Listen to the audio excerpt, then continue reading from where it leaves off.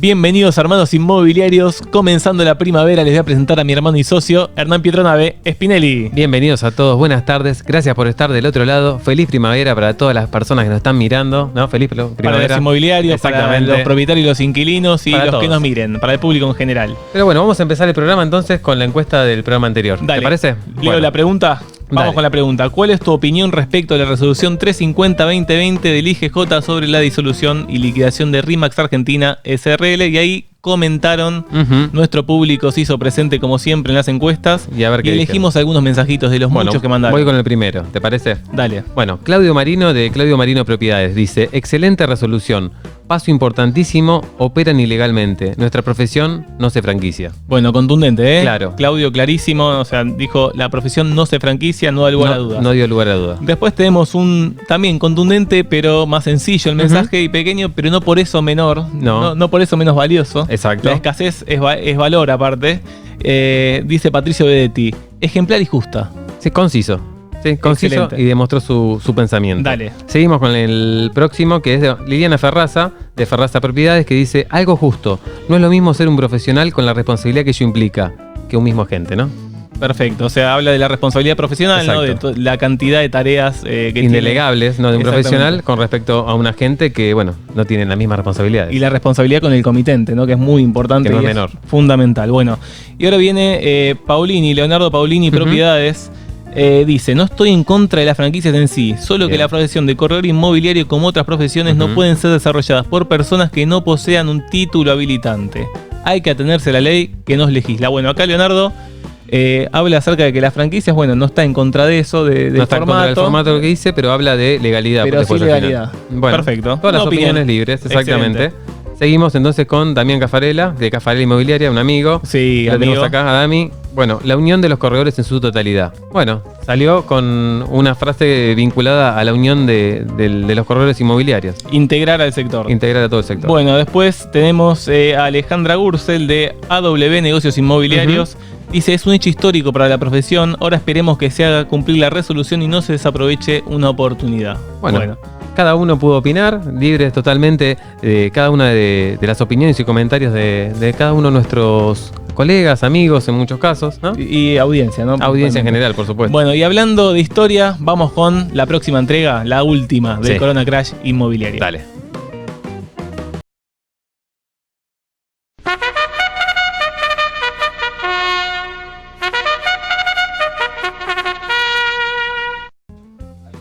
Bueno, segunda entrega del Corona Crash Inmobiliario, aquella columna, Arni, que hicimos hace poquito. En ámbito. Ahí ámbito financiero, analizando los últimos 20 años de las compraventas.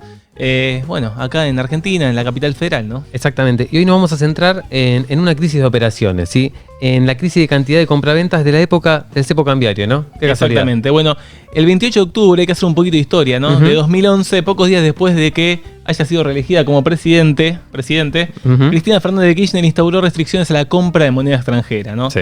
Y durante 2012 esos requisitos y los controles se fueron endureciendo para instalar un rígido cepo cambiario. Para. ¿Vos estás hablando de 2012 o la semana pasada? No, estoy hablando de 2012.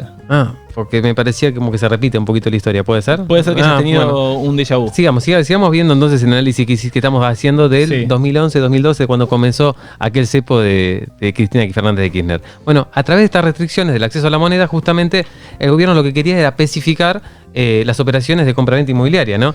En donde querían instaurar una especie de no hay más dólares, vendan en pesos.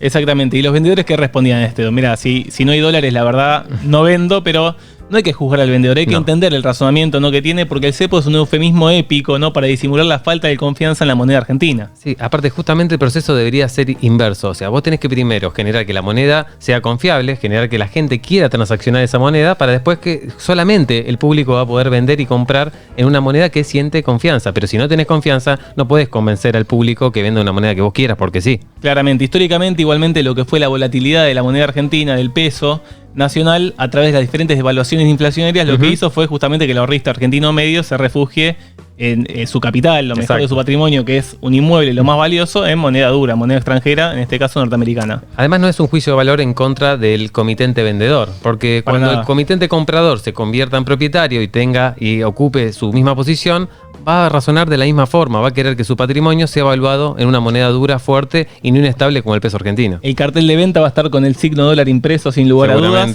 Y bueno, pero vamos al análisis de las partes, ¿no? Vamos primero con la punta compradora, la demanda. En un contexto macroeconómico recesivo y de alta inflación en ese momento, los demandantes de inmuebles se desenvolvían con mucha cautela porque sus ingresos tenían expectativas inciertas, no había mucha incertidumbre y por eso era que eran muy mesurados en las decisiones de inversión. Exactamente, algo parecido a lo que pasa ahora, ¿no? La política de control de cambios, de compra justamente de dólares, convirtió justamente al dólar en un bien escaso, ¿sí?, de difícil acceso, y por lo tanto hace que se evalúe, se genere más valioso el valor de esa moneda. Entonces, quienes tenían los dólares en la mano pretendía hacerlos valer. Y entonces pretendía hacer ofrecimientos de compra a un precio mucho inferior a los que estaban ofreciéndose en el mercado. O sea, no solo que los precios no bajaban, Ernie, sino que está probado, tenemos los datos, de que los precios en ese momento subían. O sea, esto tiene que ver con el gráfico que vamos a ver ahora, que dice que desde 2013 a 2011 los precios crecieron ininterrumpidamente un 13,48% promedio anual nominal. Y esta curva ascendente generó como una sobreestimación, digamos, del resguardo de valor que da el ladrillo, y a pesar de la caída de las operaciones durante el cepo, justamente la tasa de apreciación nominal de lo que fue los inmuebles fue un 5,31%, o sea, aumentaron en lugar de bajar. En lugar de bajar. Bueno, este efecto salmón de los precios, en donde el precio aumentaba en contra de la corriente, contra la corriente económica justamente de caída de la actividad económica y de la situación del país, logró que se genere la marca más baja de cantidad de operaciones de los últimos 4 años. Mira, el periodo 2012-2015, miremos el número, mira, ahí lo tenés. Bien, acá lo vemos. Durante 2012 las compraventas escrituras cayeron un 27,21% y al año siguiente, en 2013, un 22,92%. Sí, y mira, en el 2014, ahí lo estoy mirando, confirmó el fracaso de la serie, alcanzando el piso récord histórico desde aquel momento en el número de escrituraciones, que fueron 33.692 operaciones en un año. Solamente fue superado por 2019 después, pero es el segundo, está en el podio, digamos. Pero sí son los peores 4 años continuados de la historia. Bueno, y por último, en 2015 se hicieron solamente 3.686 operaciones de compraventa más que el año anterior. O sea, también un fracaso continuado, ¿no? Como demuestra la serie. Ahí te das ese 4 años, justamente lo que significó a través del cepo fue una afección directa a la cantidad de compraventas. Y como vamos a observar, esta falta de cercanía y flexibilidad entre la punta compradora y punta vendedora, generó estos magros números en la cantidad de operaciones en este periodo. Oferta por un lado, demanda por el otro. Bueno, como conclusión podemos decir que la crisis inmobiliaria del cepo lo que nos demuestra es que lo que no se ajusta por precio, se ajusta por cantidad. O sea, vamos a tener menos operaciones de compra-venta si no logramos precios más sinceros. Exactamente. Hay que ser objetivos en la forma de tasación, justamente por eso. Si buscamos resultados distintos, no hagamos siempre lo mismo. Estudiemos las variables, hagámonos expertos en el saber, seamos tasadores objetivos y démosle al cliente lo que quiere. Si alguien quiere vender la propiedad, justamente, y que esa propiedad pueda ser convalidada por un comprador. Exactamente. Y hablando de estudio, de valor, del saber, vamos a una merecida y dedicada frase del día. Vamos a verla.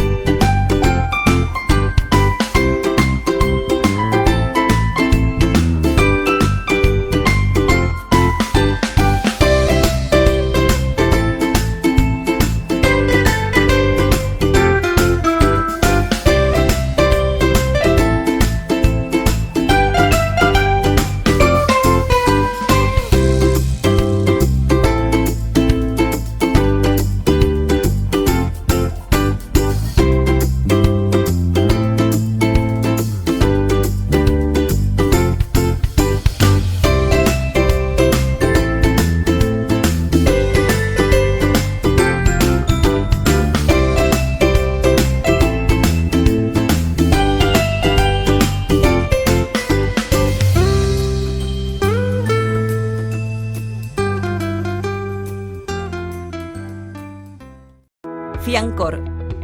La fianza de los corredores inmobiliarios. Te financiamos la garantía y el depósito hasta en 18 cuotas. No corras riesgos. Opera con corredores inmobiliarios matriculados. Conócenos ingresando a fiancor.com.ar. Fiancor, garantías para alquilar.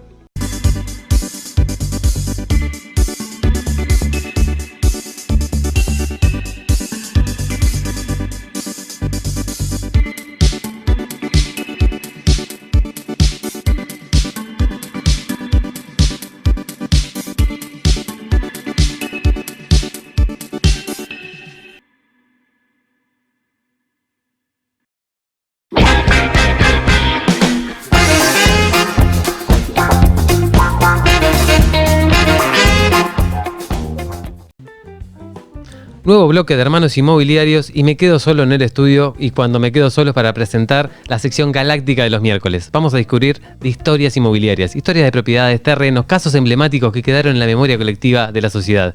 Historias que incluyen casos judiciales, crímenes, corrupción y curiosidades. Y en este episodio 15 de Historias Inmobiliarias, hermano, ¿te fuiste a jugar a los burros? Hermano, basta de carreras, se acabó la timba. Y a ustedes los invito a ver el final reñido de esta gran historia inmobiliaria. ¿Qué le voy a hacer?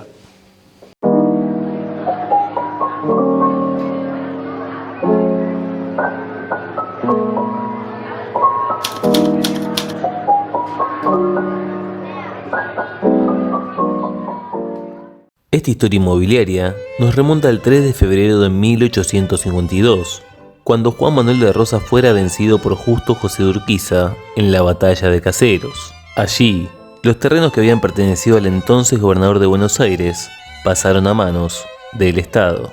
Años más tarde, dentro de la superficie confiscada de Rosas, se emplazarían los dos primeros hipódromos de nuestro país. El primero de ellos se inauguró en el año 1857 en el Bajo Belgrano, dentro de lo que hoy es el barrio River, y se lo llamó Hipódromo Nacional.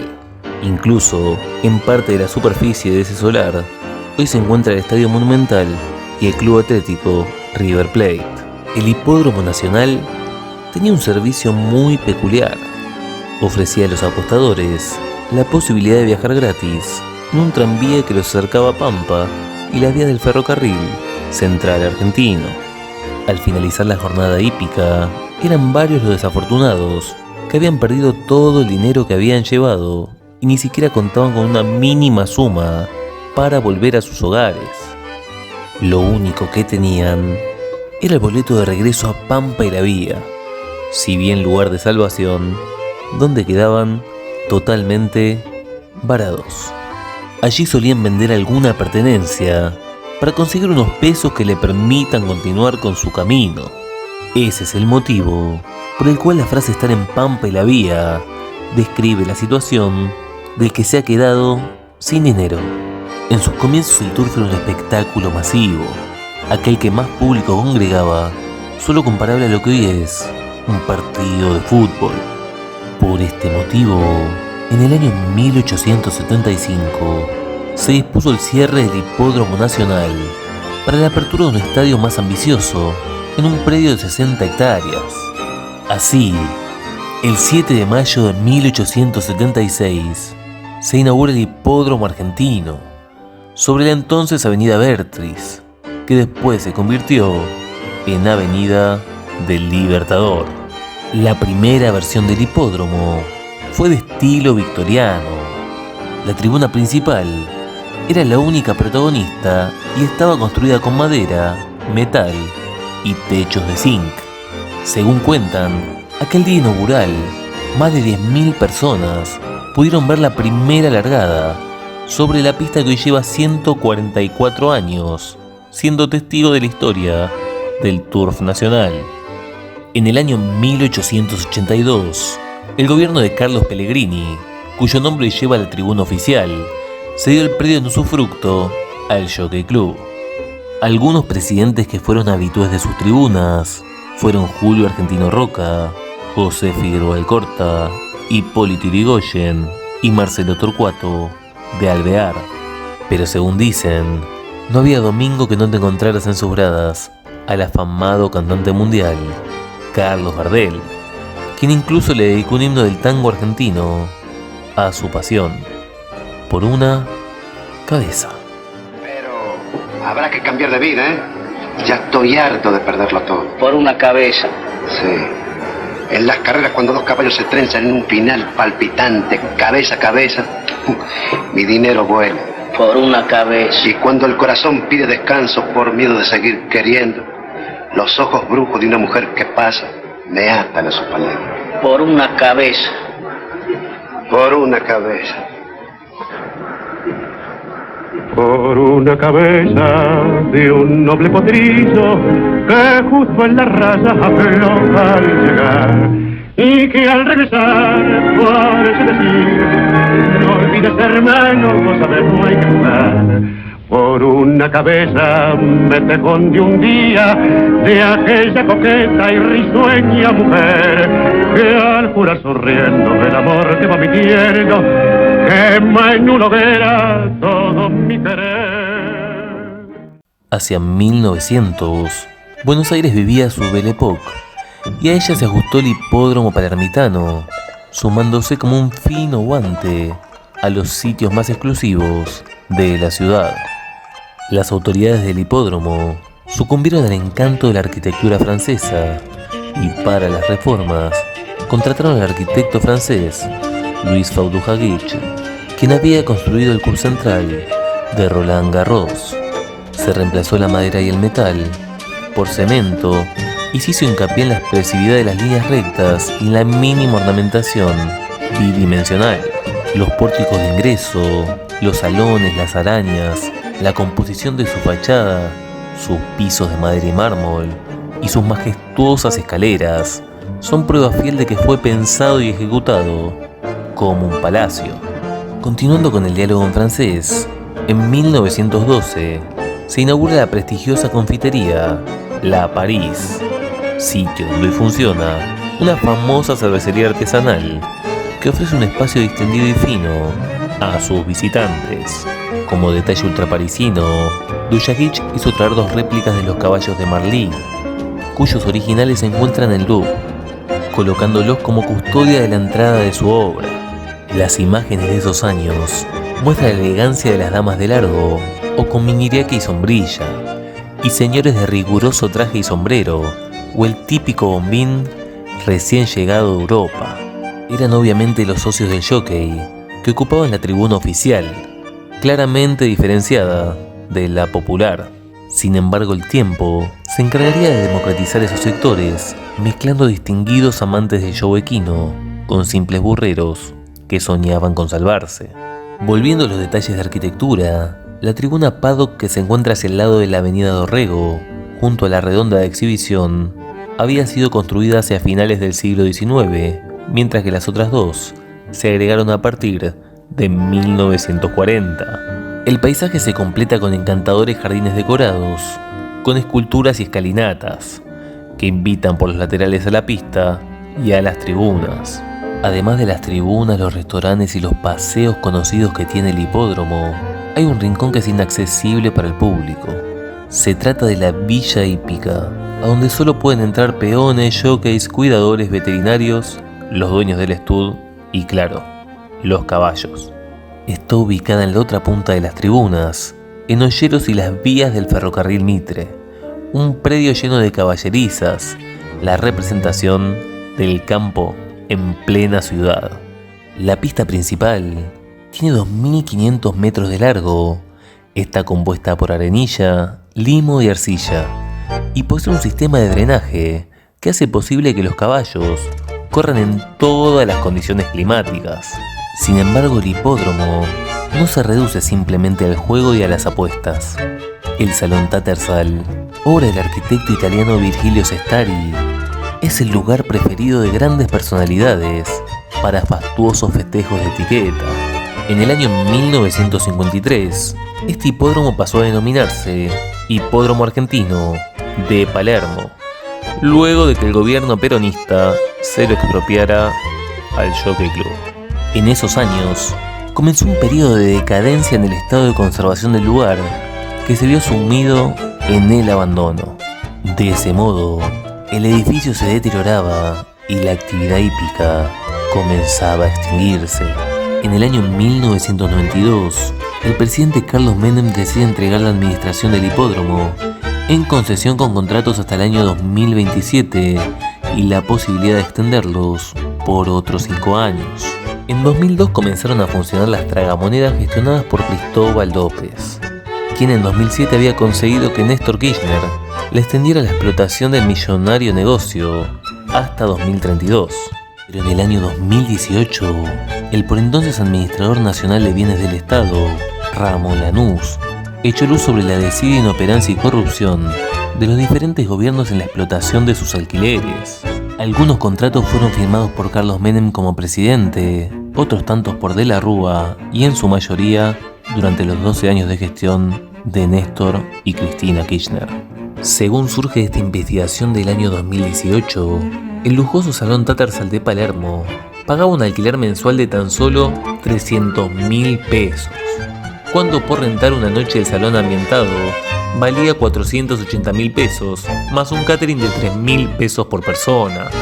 Si en el año 2018 hubiéramos tenido que tasar profesionalmente ese alquiler, el canon locativo mensual no hubiese descendido de 2 millones de pesos. Esto deja en evidencia que el salón está pagando un alquiler bueno, bonito y barato.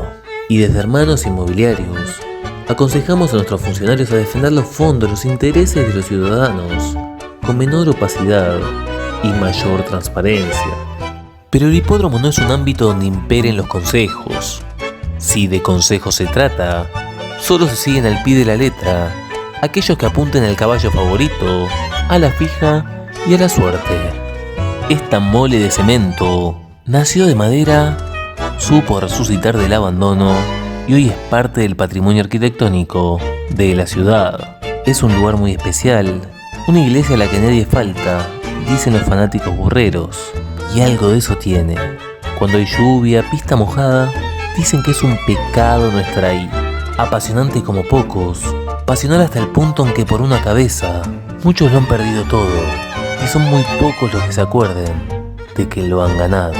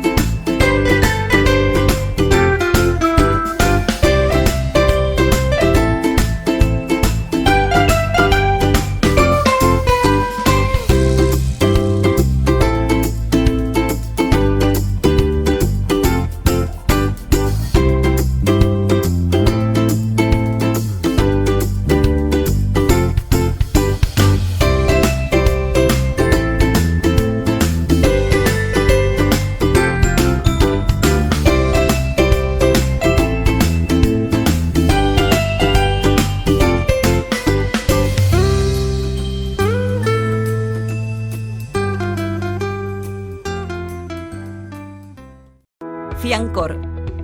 La fianza de los corredores inmobiliarios. Te financiamos la garantía y el depósito hasta en 18 cuotas. No corras riesgos. Opera con corredores inmobiliarios matriculados. Conocenos ingresando a fiancor.com.ar. Fiancor. Garantías para alquilar.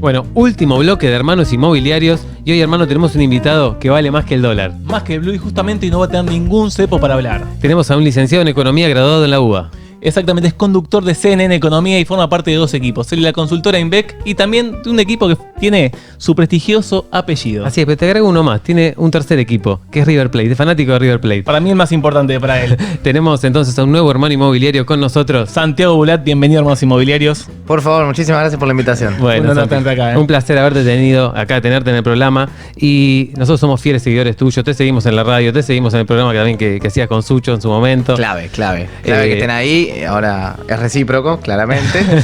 Y a Sucho tienen que traerlo, yo ya se los digo. Un fenómeno, Sucho. Y también, bueno, también leemos mucho tus columnas que también haces en La Nación, así que tenés a 2 fanas acá de este lado. Bien, vos sos fanático de River, nosotros somos fanáticos tuyos. De Santiago. Así que, bueno, pero para calmar un poquito la ansiedad, vamos con una pregunta para entrar en calor, ¿no? Para que agarre confianza con los Hermanos Inmobiliarios. Y vamos a levantar, mira, voy a leer una frase de Alberto Fernández. Mira, así vamos a arrancar con esto. Bueno, dale. Sí, que en su campaña presidencial dijo: el cepo cambiario es una solución que es como poner una piedra en una puerta giratoria. Nadie sale, pero nadie entra, ¿eh? Bueno, ahora, ¿coincidís con el Alberto candidato?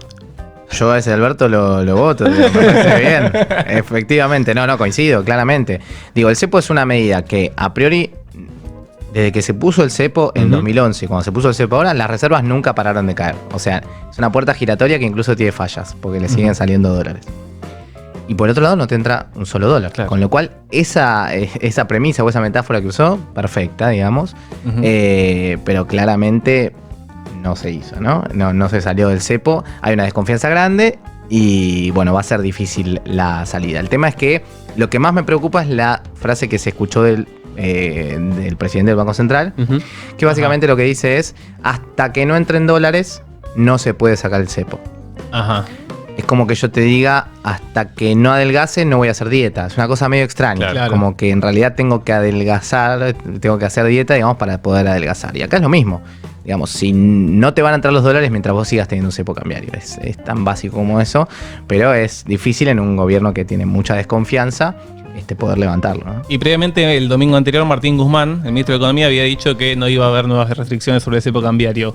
¿Vos crees que el sector privado necesita más certidumbre para llevar adelante estos botes del coronavirus que nos tienen ahí en la tempestad? Necesita algo de certidumbre, no más. Necesita un poquito, algo de decirme hacia dónde vamos, ¿eh? Y esta descoordinación que uno ve desde el equipo económico y desde el Banco Central, lo que te dicen es: ni ellos saben, digamos, a dónde está yendo. Y lo mismo pasa en términos sanitarios. Digo, te está cuidando el Estado, te cuidan.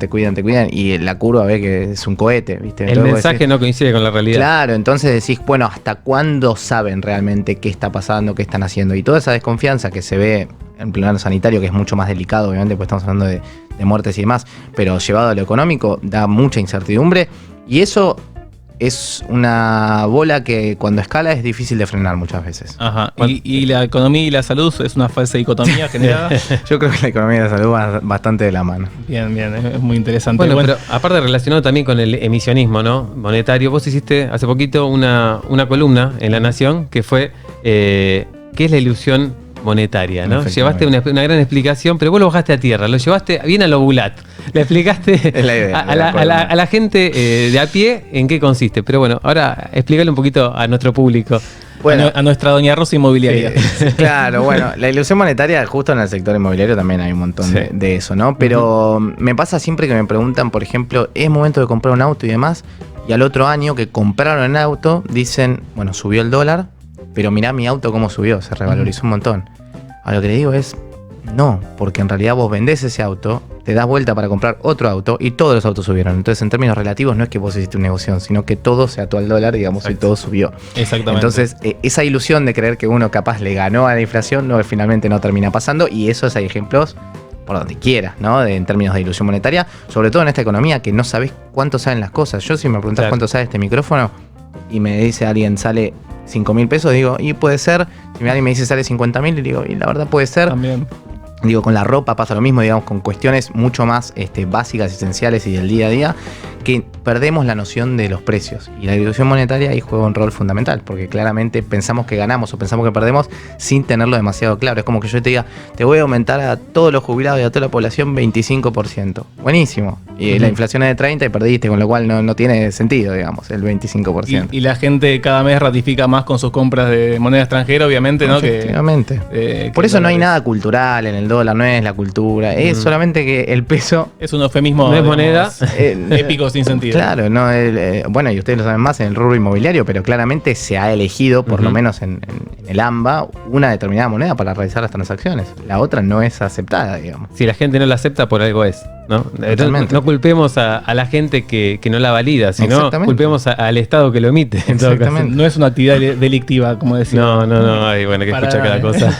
Bueno, y con respecto a la recuperación, a partir del impacto que va a tener la crisis del coronavirus, ¿cuál crees que va a ser la forma de la recuperación económica? Para. Yo le traje acá unas letras para ayudarlo. Bueno. Sí. Mirá. Acá tenemos algunas, a ver si te pueden ayudar. Bien. Algunas letras. Mira, tenemos una L, una B, una W o una U. ¿Puedo hacer una que no está? La que quieras, por favor, obviamente. Es una especie de combinación de algunas, pero básicamente es una pipa Nike, como le decimos nosotros. Es una caída fuerte y una recuperación muy de a poco. Yo creo que por ahí vamos a ir, siempre y cuando sea el sendero de crecimiento, digamos, que empiecen a dar esta certidumbre que nosotros hablamos. Hoy en Argentina la clave me parece que está en la desconfianza que hay. Digo, presentaron un presupuesto que decimos, no hacemos nada con esto, digamos. Más o menos me puedes tirar 2-3 pautas, pero no me estás diciendo nada de hacia dónde vamos realmente y sí cómo se va a cumplir esos objetivos del gobierno. Entonces, hasta que no haya más confianza, difícilmente podamos saber cuál va a ser la recuperación. Así que una W esta, ¿no? Podemos, sí, le podemos. A mí me gustaba más que pase algo así, pero me ¿Y sabes cuál te falta? La I. Esperemos que no, igual. Ahí me gusta más la W, te digo.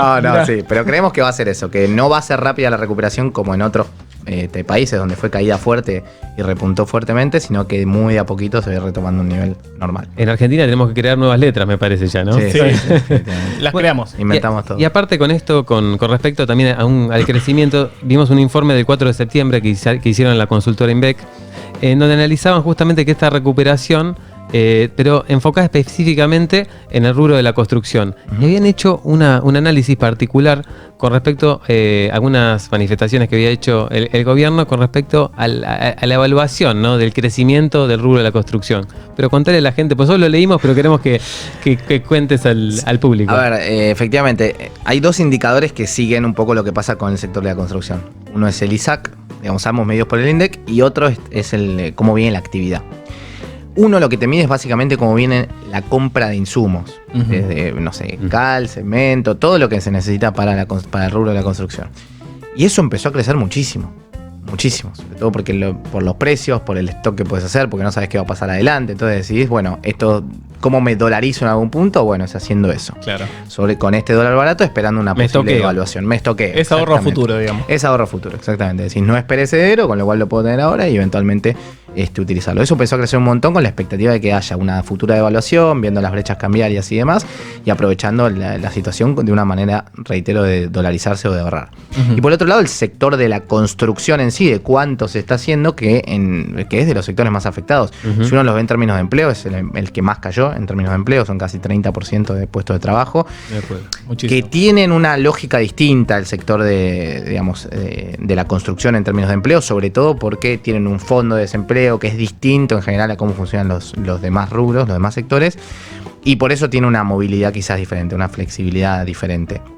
Pero por el otro lado, lo que es la actividad de la construcción fue una caída de 80 y pico en abril, y en junio, que es el último dato hasta el momento, era de 40 y pico, con lo cual es de los sectores más afectados claramente en términos de obras que se están haciendo. Entonces, claramente, si quieren decir que se está recuperando la economía, no prueben con la construcción, vayan por otro lado. Sí. Bien, y siguiendo en la tónica esta relajada de la cual estamos hablando, Santi, según un informe de Doing Business realizado por el Banco Mundial, que mide la facilidad de hacer negocios en un país. Ya cerró los ojos, Santiago. Es que yo lo estuve haciendo para un trabajo. Dale, dispara. Disparo. Sí. Dale, voy. Argentina ocupa el puesto 126 de 190 países relevados. Ahora te lo pregunto a vos. ¿Es fácil hacer negocios en Argentina? No, es imposible. es imposible, digamos, tenés que ser un héroe. No, pero si vos incluso comparás con los países de la región, ahí hay todo, el Banco Mundial tiene una serie estadística, digamos, para ver cuán fácil es y cuán rentable es hacer negocios en la Argentina. Argentina está, primero de todo, en la cantidad de impuestos que tiene sobre total. Entonces, claramente en Argentina tenés temas impositivos, temas judiciales, porque seguridad jurídica, todo va de la mano. Todo lo jurídico, yo creo que es prioritario incluso. O sea, te pueden decir, bueno, el margen es un poquito más o menos, pero si te dicen, capaz tu margen no es, ya no haces absolutamente nada, digamos. Y después toda esta volatilidad macroeconómica. Entonces tenés lo judicial, lo impositivo y lo macroeconómico, digamos, en términos de no saber. No, o sea, vos querés armar acá un plan de negocios para una empresa y tenés que hacerlo a 2 meses. Vos no podés proyectar nada más a 2 meses un negocio que tenés que unir capital para 5 años. No, tremendo. Y esto, de toda esta incertidumbre, claramente atenta contra eso. Digo, Argentina, de 2011 para acá, que no crece. Entonces no es casualidad. Claro, no es casualidad, pero yo creo que no lo tenemos tan incorporado este dato. Digo, todos nuestros socios comerciales de la vuelta a democracia para acá crecieron 70% más que nosotros. O sea, seríamos 70% más ricos. Solamente haber crecido como los de la región, no te estoy diciendo, me voy a Suecia, ¿no? Claro, no. Crecer como los de la región de acá, Brasil, Bolivia, Uruguay y demás, 70% en promedio crecieron más que nosotros. Y si incorporamos esto, realmente tenés que decir, bueno, algo tiene que cambiar. Claro. No puede ser. Vamos a llegar a una década perdida, claramente, ahora, esta última. Y no, es como que las cosas más o menos siguen, ¿viste? No hay un cambio. Sí, se crean nuevos impuestos constantemente. Bueno, ya tenemos 166 más o menos. Y 69.000 regulaciones más o menos. 69.000 regulaciones. Bueno, y llega un CEO de alguna empresa a tu consultora, ¿no? Se siente y te dice, bueno, Santi, a ver, decime, ¿qué me incentiva con todas estas regulaciones, con esta cantidad de impuestos? ¿Qué incentivo tiene para invertir en el país? ¿Qué pregunta? No, a ver, claramente los incentivos en términos generales son bajos. O sea, si uno analiza cómo vienen las economías, digamos, otra vez de la región, hay más incentivos en otros lados. Digo, Paraguay tiene regulaciones que son mucho más interesantes, digamos, Brasil incluso algunos sectores los tiene más dinamizados, pero Argentina tiene un montón de oportunidades en un montón de sectores. Digo, el petrolero, por ejemplo, era uno de los sectores que podía expandir la cantidad de exportaciones de una forma enorme, obviamente con un hundimiento de capital fuerte, pero que claramente es muy rentable. El litio es muy rentable, el agro en Argentina es muy rentable. Vamos, hay un montón de sectores que en Argentina tiene ventajas comparativas frente a otros países. Y eso claramente no se explota por un tema de, esta incertidumbre, lo que hablábamos recién, pero digo, hay sectores en los cuales se puede apuntar y tener un margen muy, muy interesante en la Argentina. Pero lamentablemente, dado todo lo que tenemos, los únicos que tienen margen son los bancos, porque básicamente siempre le pagan con tasa de interés, se cubren, dan pocos préstamos. Digo, acá los bancos en el mundo lo que hacen es captar depósitos, se dan vuelta y lo dan a préstamos. Y cuanto más largo dando préstamos pueden cobrar una tasa mejor, se aseguran rentabilidad por el largo plazo. Acá no damos préstamos directamente. Claro, no existe. Acá compramos casas cash y sacamos un préstamo para comprar una licuadora. Es un delirio, es un delirio. Digamos, 12 cuotas para el peluquero. Claro, para el peluquero, bueno, también. Que tengo que ir aparte. Bueno, y después, ante la caída de la tasa de ocupación, que fue de un 10%, y un aumento del crecimiento, ¿no?, de la tasa de desempleo con esto del coronavirus, ¿crees que sería un momento para una reforma tributaria, laboral en este caso? A ver, yo creo que lo prioritario tiene que estar más en lo fiscal. Digamos, si vos das alguna consistencia en que tenés alguna idea de hacia dónde ir, que más o menos que te preocupan los equilibrios fiscales, que querés dejar de emitir moneda como nunca en tu vida había sucedido. Si lo fiscal tiene un sendero lógico, lo tributario va a empezar a ceder un poco. Si lo tributario vos ves la perspectiva de que va a empezar a ceder un poco y que los negocios pueden llegar a ser algo rentables en Argentina, yo creo que el empleo no es que si vos haces una reforma tributaria el empleo va a crecer muchísimo. Acá no crece el empleo en parte por esto, que el empleo esté muy rígido y todo lo que quieras, pero digo, no crece porque no hay dinamismo en la economía, no crece la economía. Claro, nadie se anima como a invertir más en estructura, digamos. O sea, vos sabés que si contratás a alguien en blanco y demás, que además de 2012 que el empleo privado formal no crece, o sea, solamente crecen independientes, monotributistas, autónomos y el sector público. El sector privado cae en términos netos, o sea... No, datazo. No, es tremendo, o sea, realmente lo que pasa es que estamos cuidando de alguna manera un empleo que no se genera, entonces es como medio... En realidad no estamos cuidando nada. Pero bueno, Saliendo de eso, yo creo que si hay perspectivas de que la economía crezca y se empiece a ordenar, no van a ser ahora las barreras del empleo lo que te frenen eso. Pero claramente para mí tiene que haber un nuevo sistema, sí, seguro. Seguro. Que sea mucho más dinámico. Y bueno, muchas veces se lo compara a la crisis que vivimos actualmente o que vamos a vivir a través del impacto del coronavirus con la crisis del 2001, ¿no? La gente, los medios constantemente la están vinculando, quizás porque fue la última, la más reciente, la que queda en el inconsciente colectivo, la más fuerte, ¿no? Bueno, ahora de nuevo te pregunto a lo Gulat. ¿Qué parecido le encontrás? ¿Qué diferencias? No, primero que esa partimos de una crisis que fue más financiera que otra cosa. Digo, la gente perdió sus ahorros, no podía retirarlos. Esta es una crisis que va a ser más de oferta. Vemos que se frenó la economía de un día para otro. Y la otra era más una crisis estrictamente financiera. Que eso derivó obviamente después en todo lo real. Pues si yo no tenía plata para consumir, para pagar mi deuda, para los créditos, todo, eso se desplomó. Pero claramente partimos de que el punto de partida es diferente. Claro. La caída va a ser bastante similar, te diría, de punta a punta, digamos, de cuando más cayó a cuando más cayó cada una. Y la recuperación, a ver, para dar un poco a entender cuál fue el contexto en aquel momento. Desde el 98 Argentina había empezado a caer. ¿Cuándo vuelve al mismo punto de partida desde que empezó a caer? 2005. Es como que yo te diga que empezamos ahora y en 2025 recién volvamos al mismo. Sería tremendo, ¿no? O sea, ojalá que diga, ojalá jóvenes, que esto sea más. Tampoco tanto, ¿no? Ojalá que esto y yo miro las letras acá de nuevo, ¿viste? Sí. No, ojalá que esto sea más rápido, digamos, que confiamos en que sí, pero bueno, nada, reitero, hay que volver a las medidas y a generar confianza, ¿no? Perfecto. Y hoy, bueno, yendo un poquito ahora al mercado inmobiliario, te traemos para acá, a nuestra cancha. En el comienzo del programa de hoy, realizamos un análisis de lo que es la evolución de las escrituras, las compraventas en el periodo del cepo cambiario de Cristina Kirchner, que fue de 2011, en verdad de 2012, porque la aplicación más estricta fue en el 2012, hasta 2015. Esos fueron los peores 4 años de los últimos 20.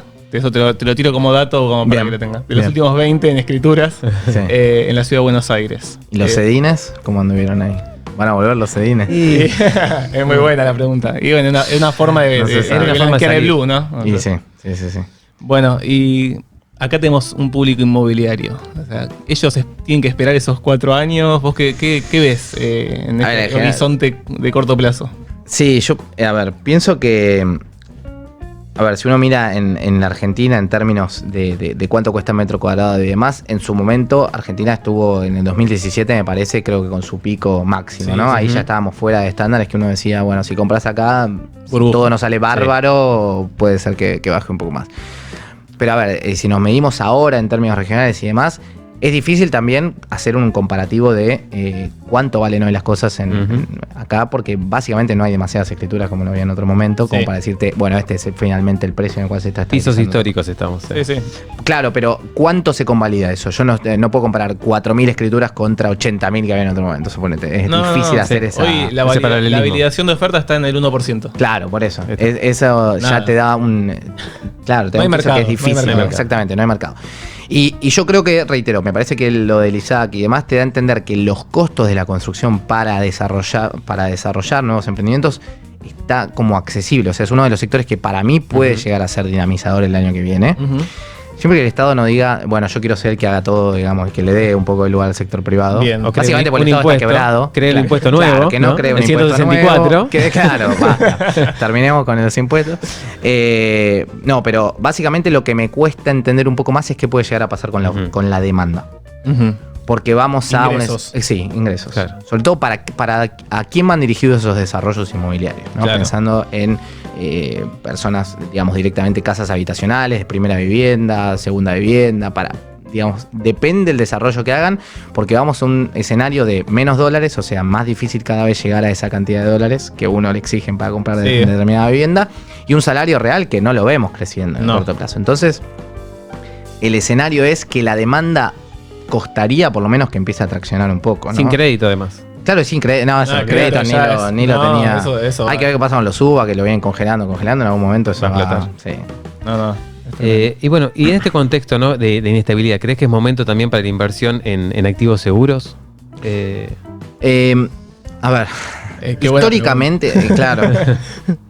A ver, si uno cuenta con determinada cantidad de capital y no lo quiere hundir en Argentina, cosa de decir, bueno, yo compro un departamento, lo que fuere, y después cuando lo quiera vender lo vendo, dado que no es un mercado que esté muy dinamizado, está estancado. No, es que justamente cuando vos hablabas recién de a quién apuntás, es una gran pregunta, exactamente. O sea, al inversor, a tu cartera de inversores chiquita, esa que es de confianza, o al consumidor final. Claro. O sea, por eso. Esa es la clave. Esa es la clave, me parece, tal cual. Pero digo, si uno en términos históricos, yo si tengo capital y no quiero hundirlo, digo, bueno, me compro un bono y con la renta esa que voy teniendo, voy pagando un alquiler, no hundo el capital porque el bono sí tiene una liquidez mucho mayor. Yo puedo vender un bono en un día, pero no un inmueble en un día, claramente. No, entonces, claramente. Eso es un activo líquido, digamos. Claro, exacto. Pero yo tenía un bono que lo compré en 2017 y ahora me devolvieron 54. O sea, lo compré a 100, me dieron 54. Entonces, la pérdida de capital, si yo perdiera eso en un departamento, te la regalo, ¿no? Ahí se siente más. Entonces, históricamente lo que pasa en la Argentina es que los inmuebles mantienen ese capital. La renta es bajísima, digo, si yo compro un inmueble, lo pongo a alquilar, es una lágrima, digamos. Sobre todo porque compro en dólares para tener algo en pesos, que encima se devalúa todo el tiempo, con lo cual... Sí, con un montón de riesgo en el medio. Con un montón de riesgo. La ecuación no cierra por ningún lado para alquilar, pero sostenés el capital, cosa que en Argentina es... Lo pongo en acciones, se caen, claro, lo pongo en bonos, se caen. Eso... es algo que por lo menos es interesante, ¿no? Igual hay que ver esto de la validación, a ver si se van a recuperar los precios. O sea, también. Pero en 2001, cuando tuviste una baja fuerte, digamos, tuviste una baja cerca de 20 y pico %, un poco más, incluso creo el promedio. Pero bueno, luego recuperó los estándares de antes. En el 2006. 2006 recuperamos los valores recién. 2006. Bueno, parecido al crecimiento, ¿no? Lo que decíamos. Va de la mano. Bien. Y bueno, el 1 de julio fue sancionada una ley de alquileres, también volviendo a nuestro rubro. Y nosotros habíamos hecho en alguno de los programas también un análisis y habíamos tomado un gráfico de la consultora. De Inbec. Los usamos un montón a ustedes. Buenísimo. A la consultora ya es nuestra consultora de referencia. Un abrazo a Mati, que había hecho un abrazo grande, por supuesto. Genia, Mati, amigo total. Y en este análisis que habían hecho hecho un estudio justamente del año 2007 al año 2019 que la evolución del precio de los alquileres había sido inferior al crecimiento de los precios de la economía, del resto de los bienes y servicios de la economía. Bueno, y el gobierno, a través de los legisladores, indexaron ahora los contratos de alquiler. ¿Qué crees? ¿Que hay ignorancia? ¿Cuál crees que es el motivo? ¿Qué los motiva a hacer este tipo de política? Yo creo que sí, que hay ignorancia de cómo funciona la economía, básicamente. Me parece que pasa con un montón de cosas. De hecho, cuando...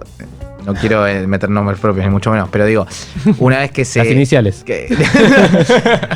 La agrupación de inquilinos, en su momento, cuando le decían, che, están subiendo todos los alquileres a raíz de esto, no a la inversa que lo que vos querías, diciendo, bueno, ahora hay que regularlo más, entonces hay que salir y buscar que el Estado...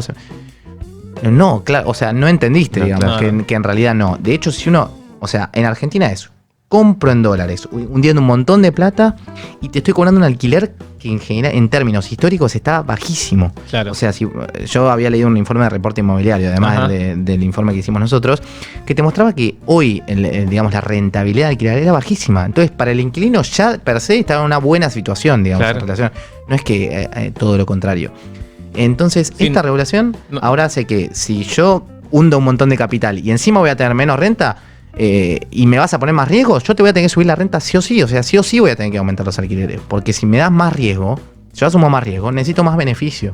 Es lo que ya se está viendo. Hoy en día, justamente, el precio de los alquileres... Sí, subió. O no te lo alquilo, o... Digamos, restringo la oferta. Subió un 40% desde el 1 de julio hasta acá. Pero es como... economía básica. Ya, claro, ¿no? Es como a la hinchada, mirá como te regulo, te ayudo, y lo terminaste perjudicando. Entonces no te tenés que meter en todo. Ni primer año de la facultad, esto es CBC. No, sí. Pero creo que... No llegaste a Córdoba y Junín, ahí no llegaste a Córdoba y Junín. No, pero creo que por lo menos se lo dejaron claro, que fue lo que sucedió. Bueno, eso es interesante. Y además de esta medida de la ley de alquileres tuvimos en este momento, ¿no? No te dejo relajarse. No, bueno. Pero ahora en un ratito lo vamos a relajar. Después de esta lo relajamos. Bien, tuvimos el congelamiento de los alquileres nosotros. Suspensión de desalojos y prórroga de contratos automáticos. También vivimos como amenaza de expropiaciones y toma de terrenos. Estas medidas combo. Hermoso.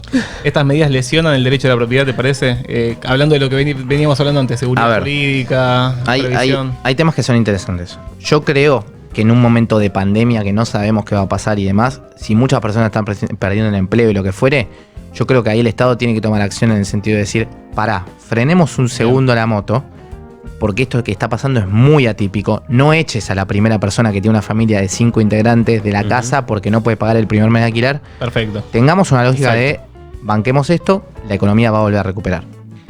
Ahora, cuando vos venís de 2001, el plan Bonex, las AFJP, que todo el tiempo te terminaban, el Estado te terminó robando en algún punto. Bueno, digamos, todo lo que sea de este estilo de intervención está claro, no querés saber absolutamente nada. Total. Y si no se ponen firmes también con las cosas que pasan de las usurpaciones y demás, es la peor señal que puedes dar, digamos. Es un tema constitucional ya, pero digo, a mí me parece que en otros mercados, como que en general respetan la propiedad privada como prioridad, tomar estas medidas no está mal. Pues no es que no me va a quedar con tu casa y esta persona va a quedar de ocupa ahí 5 años sin pagarte. No. Pero en Argentina vos te da la duda de qué puede pasar. No hay reglas claras. Exactamente. Entonces, si das la confianza de que las reglas son determinadas durante muchos años, vos vas a tener la capacidad de poder cambiarlas durante un momento de incertidumbre.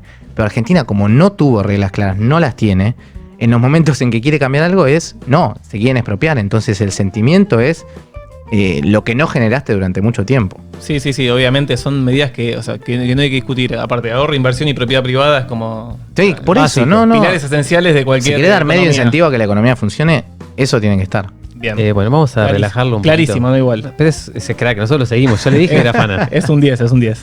Pero vamos a relajarlo un poco ahora. Vamos a bajar un poquito de tantas preguntas, porque te peloteamos. Estoy enojado ya. Se va a ir. Se nos va a ir. Pero bueno, nosotros tenemos en la entrevista una sección en donde hay alguien que te va a dejar un mensaje. Bueno, él fue saludador de Mati. Yo fui saludador. Fue saludador oficial, es verdad. De otro lado. Pero bueno, alguien que te quiere dejar un mensaje, si te pones los auriculares, lo vas a escuchar. Vamos a ver, seguir escuchando. Bien. Y vamos a verlo. Si Santi fuese una acción, porque les voy a hablar en mi idioma, no pretendan que hablen el idioma de ustedes. Vamos a suponer que Santiago es una acción, es una empresa, y yo soy comprador apalancado, hasta tomaría deuda para comprar acciones de él. ¿Por qué? 3 factores que uno tiene que tener en cuenta. Primero, su actitud de vida, su actitud de pelea. Segundo, su humildad. Es muy importante, porque te mantiene el horizonte. Tercero, su buen sentido del humor, porque aparte es llevadero, es como que vas disfrutando, aunque no te pague dividendos de vez en cuando. Y cuarto, por último, creo que es muy importante, es porque le interesa mucho defender su prestigio, defender su nombre, defender su imagen. Y eso habla mucho, finalmente, de una escala de valores. Así que soy comprador de sus acciones, y gracias por dejarme participar en este su momento. Bueno, qué grande, número 1. Claudio Suchovicki, Sucho para los amigos, ¿no? Como nosotros. Lo había nombrado ya en la charla, sin saber, así que sí, bueno, maestro. Santi, te metió en la bolsa, te puso los precios en alza de las acciones. Sí. Bueno, ahora contestale. Sería la única que sube, ¿no? Sí. La vendió bien, ¿eh? ¿Qué activo sería Sucho? Respondele eso.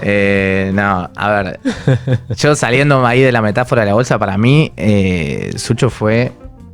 O sea, muy importante en mi vida, muy importante en mi vida. Yo en su momento, cuando sucedió todo lo de mi viejo y demás, el accidente, fue la persona que yo no lo conocía. O sea, mi viejo me había dicho, es un cara que este tipo dando charlas, pero yo nada, no sabía absolutamente nada. Y se calzó la 10 y nos dio una ayuda pero enorme.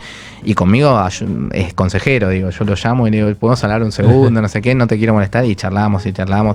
Hemos hecho rutas juntos, con lo cual estuvimos charlando también largo y tendido. Es un maestro. Una gran persona. Es, yo creo, la persona que me enseñó. Viste que este concepto de, si sos financista acá es porque sos oscuro, estás en algo extraño. Claro. Es la primera persona que a mí me dijo, podés ser una gran persona, una excelente persona, y trabajar en el rubro de las finanzas. Yo eso lo aprendí a los 19 años y ahí empecé a mirar con otros ojos el mundo financiero, ¿no? Mira vos, sí. Y muy interesante. Aparte un gran número 1 además en comunicador lo que hace. Y especialista en el mercado bursátil. Sí, total. Bueno, pero este programa, ¿cómo se llama, Ernie? Hermanos Inmobiliarios. Hermanos Inmobiliarios, y entonces hay una persona que no se quiso quedar afuera de este saludo. A ver. Hermanito querido, nada, quiero decirte que estoy muy orgullosa de vos, te vi crecer todos estos años, solo fueron triunfos tras triunfos, a mí me dejás siempre la vara muy alta Y ahora estás estrenando tu nuevo hogar, tus nuevos trabajos, así que nada más que decirte que estoy muy orgullosa de vos, en quién te convertiste. Sos un mega economista, un mega hermano, un mega amigo y un mega hijo, así que nada, sé que el viejo está más que orgulloso de vos, y te quiero mucho. Qué grande, Lurita. Una crack. Una crack total. Lucía Bulat. Sabés que me venía escribiendo cuando yo venía para acá y no me dijo nada, obviamente. Claro. Así que ya no le voy a tener que creer. Está bien, no le vas a tener que responder. Sí. Hermana, ¿cómo te quiero? No. Se llevan bien, ¿no? Sí, no, la mejor. La verdad que algo que, bueno, también esto nace de mi viejo y demás, pero la relación que por lo menos nos impulsó a tener, no siempre sale bien la relación entre hermanos, pero la relación que nos impulsó a tener me parece que es algo de lo que quedó en legado y que, viste, los temas de guita y qué sé yo, que en la familia terminan siendo siempre algo que rompen la familia. Es como que yo, desde el primer momento los dos nos sentamos, éramos todavía mucho más chicos y dijimos, nada de esto que nos pase, digamos, cero conflicto por eso y vamos a, digamos, construir relación. Así que nada, obviamente esto son los frutos, ¿no? Qué lindo. Y dijo que tu hijo estaría orgulloso de vos. Santi está emocionado, Santi, yo también emocionado. ¿Qué pensaría Tommy de este Santi que está acá sentado, de este hombre que es un gran economista? No estaría tan orgulloso de ser buen economista como de ser buena persona. Yo creo que lo valoraba más eso. Así que sí, él siempre me dijo, estudia lo que quieras, pero vas a estudiar y sé buena persona. El resto después viene solo. Así que creo que... Y te exigió un año en la UBA también, ¿no? Me exigió el primer año sí o sí CBC. Me dijo, vas a probar lo que es el barro. Me dijo, basta del colegio privado, vas a ver lo que es el barro. Y después de ahí, si yo te puedo pagar y a vos no te gusta, lo hablamos. Pero a mí me encantó la UBA, entonces le metí en la UBA y recomendaría la UBA también, digamos. Bueno, lindo mensaje, Sí, alguna vez se emociona también, mi hermano. Todos se emocionan. Alguna vez Luis Novarecio dijo, Tomás Bulat iba a trascender, iba a desafiar los tiempos verbales. Es verdad. Creo que, bueno, es una forma, ¿no? En Santi yo creo que es una forma de trascender de alguna manera. ¿Sí? Espero no quedarme pelado, ¿no? De trascendencia que no me deje. Que quede ahí, por lo menos genética, ¿no? Sí. Bueno, pero ¿sabés que hay alguien más que le dejó otro mensaje? Porque se nota que la gente te quiere mucho. Hoy con todo. Hoy fue con todo. Hoy otro hermano y amigo. A ver. Vamos a verlo. ¿Qué destacar de Santi, de Santiago Bulat? Bueno, yo diría 2 o 3 cosas. En primer lugar, es sin lugar a dudas un economista brillante, muy joven para la carrera que está haciendo. Creo en ese sentido que es tal vez una de las grandes promesas de la economía argentina, sin lugar a dudas, muy talentoso. En segundo lugar, tengo la suerte desde hace ya 3-4 años estar trabajando con él y la verdad que es en ese sentido un excelente compañero, un verdadero placer hacer equipo con él, un lujo. Y en tercer lugar, destacar que me parece una gran persona, una persona que siempre está ahí, una persona súper positiva, siempre pensando el lado positivo a pesar de todo lo que está sucediendo, siempre mirando para adelante, siempre yendo para adelante. En fútbol es un 5, diría que metedor, de calidad. No es áspero, pero es muy metedor. Y de alguna manera en la vida también es así. Es una persona que mete muchísimo, se pone todo al hombro y siempre va para adelante. Así que Santi, querido, te mando un gran abrazo. Un placer, la verdad, que estar compartiendo todo esto juntos. Y aprovecho también para saludar ahí a todos los del programa de Hermanos Inmobiliarios. Te mando un gran abrazo. Bueno, Esteban Domecq, ídolo. presidente de INVEC, para los que no saben, igual es un economista muy conocido. Súper conocido, se está haciendo muy conocido. Tuitero bomba. Bomba. Y aparte con datos. Te mete unos gráficos que... te dejan ahí, no digo nada. Hay un edificio que lo puso en Twitter que a mí, bueno, que la gente lo siga después. El edificio de Legar. Un desarrollo hermoso. Muy bueno. Muy buena explicación. No, Esteban un maestro. Y para mí... Sí, fuera de chiste, yo sé que él lo dice por compromiso, pero él, fuera de chiste, uno de los mejores economistas, sobre todo porque tiene algo muy bueno, que es lo que a mí me gustaría en algún momento llegar a hacer, que es vincular realmente la macroeconomía con el mundo corporativo. Entonces, entender realmente, digamos, la afectación que tiene una pyme, que tomen tal medida, digamos, suben la tasa de interés. Bueno, cómo te pegan el día a día de ese descuento de cheque, de esa operación que tenés, de ese pago que te hacen a 12 días, en vez de, digamos, eso tiene una rapidez mental para hacerlo que es realmente muy admirable. Y acá en Argentina, que es un caos hacer negocios, ¿no? Con lo cual eso es muy importante. Fantástico. Y aparte dijo 5 metedor. Te damos el Ministerio de Economía, 5 metedor. ¿Pero qué será? ¿Como un Mascherano o un Poncio sería? Es difícil. Cada vez me estoy haciendo un poquito más rústico. Y ahora no toco una pelota desde marzo. Y Esteban es muy buen 9. No la pasa nunca. No la pasa. Es goleador. Pero es goleador. Bien. Eso es lo importante. Bueno. Pasaron los saludos. Respondidos. Lindos saludos. Bueno, nos ponemos contentos que te hayan gustado. Y bueno, pero terminó la relajación. Y antes de terminar, vamos con la pregunta de destino. Dale, pregunta de destino inmobiliario. Dale.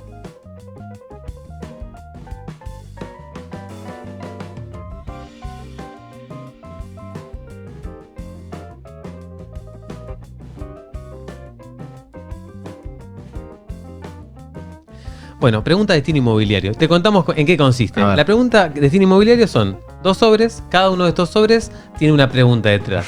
Y acá nosotros te pusimos en un brete porque, tu viejo decía que era profesional, economista de profesión, era periodista de oficio y era docente de alma. Santi. Economista lo sacamos. Era muy obvio. Santi, ¿qué se siente? ¿Un periodista o un docente, de alma? Me gusta más la de docente, me siento más científico con el docente. Sí. Bien. Sí. Sacamos el oficio. Me vienen eligiendo a mí todos los programas, ¿eh? Sí. En realidad fue por eso. Yo soy como Pelé, es como que... Está la bola fría y la bola caliente. Algo siempre, bueno. Dice, en el mes de septiembre celebramos el Día del Maestro y el Día del Profesor. ¿Y quién fue tu maestro en la profesión de licenciado en Economía o en tu carrera de economista? Puede ser más de uno. No, sí.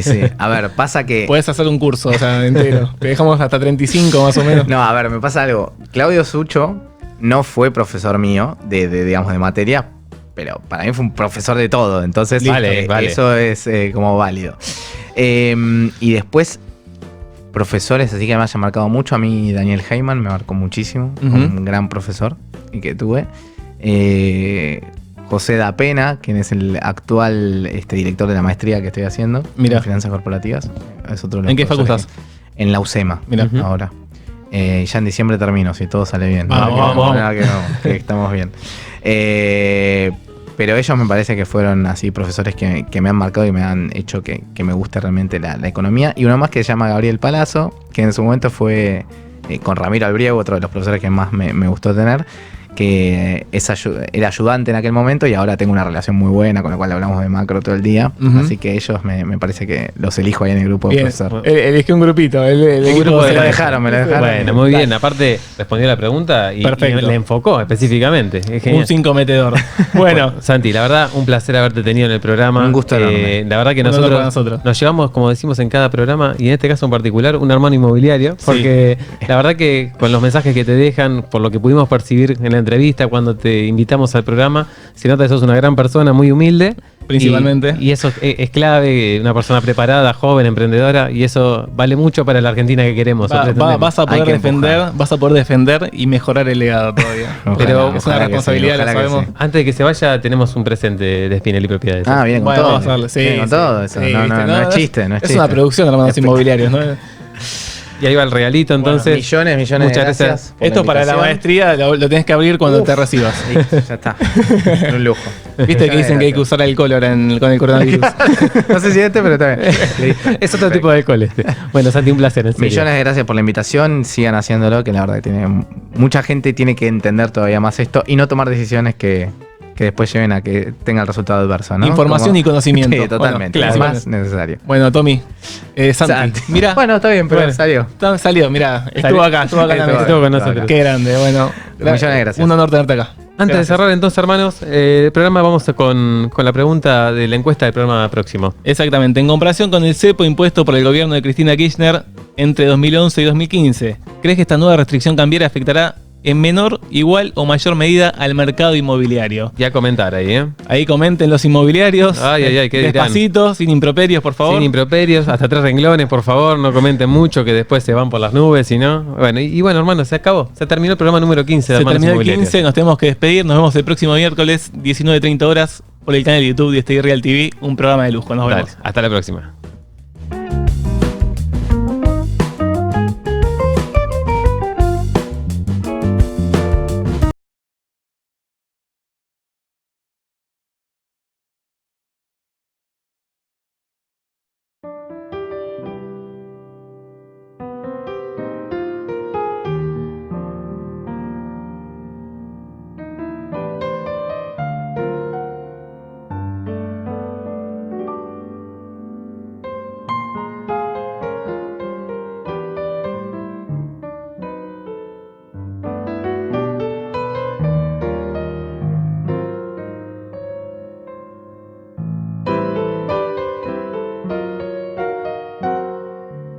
¿En qué estamos de acuerdo hoy que estamos creyendo todos y no nos preguntamos si es cierto o no?